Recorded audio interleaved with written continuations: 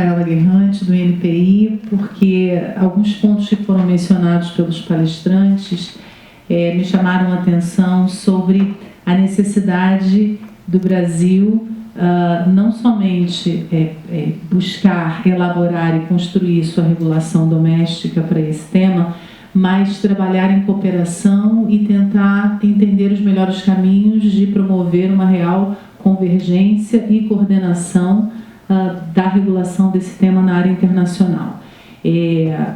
Como os professores falaram, encontrar o equilíbrio entre dar vazão, fomentar os benefícios que a inteligência artificial pode trazer, mas também saber controlar os seus impactos é algo demasiadamente desafiador, e essa coordenação entre as diferentes legislações torna-se cada vez mais importante nessa fase, como o professor John Yu falou, esse timing, né? Ele citou muito essa necessidade de observar o timing, de observar o momento de tratar sobre o tema, de buscar a melhor regulação sobre o tema e como isso se experienciou nas administrações nos Estados Unidos.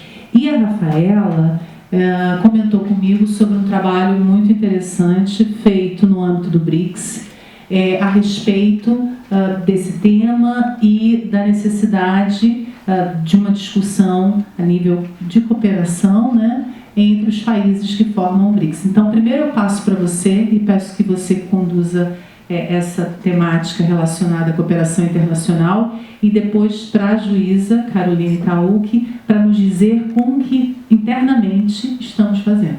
Por favor, Rafael. Já é boa tarde, né? Boa tarde a todos e todas. Obrigada, Roberto, pelo convite de estar de novo nessa casa. Eu já estou ficando realmente já fichadinha aqui com a minha carteirinha de fidelidade. É um prazer conversar com vocês. Agradecer ao professor John Yu pelas falas, pela palestra, foi ótimo. Ao ambasador Landau também. E tem alguns comentários, né, que são provocações aqui. Agradecer ao Bruno também. Bruno, depois quero fazer também um comentário sobre a sua fala na redução da burocracia pública, e agradecer também a presença da doutora Caroline, que é parceira, além de tudo, né, brilhante na área e parceira. Bom, eu queria trazer a discussão para a propriedade intelectual, né? Eu represento o INPI, que é o Instituto Nacional da Propriedade Intelectual, e como o próprio ambasador Landau falou, essa regulação de IA, né, de inteligência artificial, ela precisa legislar sobre um terreno enorme, vasto, transversal, né? Se a gente, a doutora Caroline vai poder falar um pouco, mas a gente vê que, por exemplo, a propriedade intelectual, ela não ficou, tem que correr.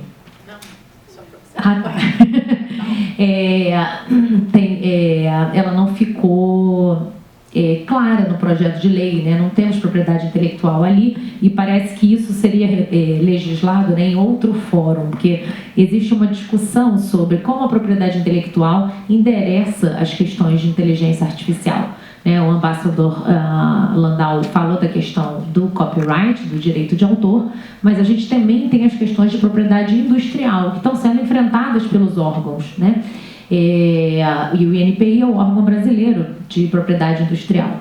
Então, nesse âmbito, né, depois eu falo um pouquinho da minha pesquisa, mas nesse âmbito a gente vem trabalhando em parceria no IP BRICS, né? O BRICS tem um braço de IP, de propriedade intelectual, onde a gente ali tem o foco da nossa cooperação. A cada ano o foco vai mudando, né, de acordo com o interesse dos países, os projetos vão evoluindo, mas o foco ultimamente vem sendo exatamente a troca de experiência entre os escritórios sobre regulação de propriedade intelectual. Então, como os países do IP BRICS, né, dos escritórios de propriedade intelectual, vêm lidando com o tema. E aí a gente fez um estudo comparativo, né, que os escritórios puderam compartilhar suas práticas. Normalmente a gente começa a fazer assim a cooperação, porque a gente começa a entender como é que o outro escritório faz, e aí a gente troca as nossas experiências, né? como é que os pedidos estão sendo examinados, quais são os principais desafios. Então a gente já tem esse tipo de cooperação, tá? É bom falar, né, como é que o Brasil está cooperando internacionalmente com os países.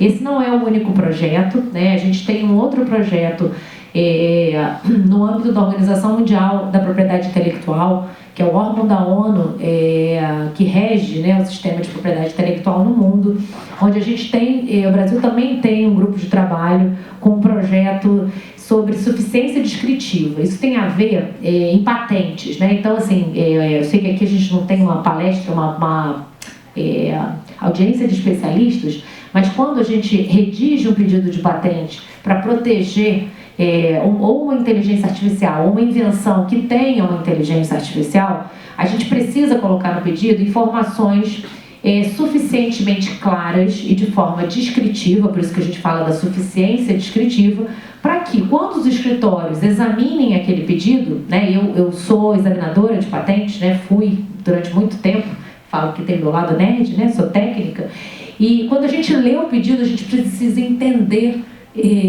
o que está sendo pedido, qual é a invenção, né? E ele precisa ter informações claras. E existe uma questão sobre o quanto está sendo descrito da inteligência artificial ali, para que o próprio examinador no escritório de propriedade intelectual tenha condição de julgar. Aquela informação ali é suficiente? Eu preciso acrescentar os dados de treinamento que foram utilizados, por exemplo, nas máquinas, para poder treinar? Os dados têm copyright, tem questão de sigilo, né? Então, assim, esse tópico da suficiência descritiva, depois posso dar mais detalhes sobre isso, também é um foco de projeto do Brasil num fórum internacional, que é a Organização Mundial da Propriedade Intelectual.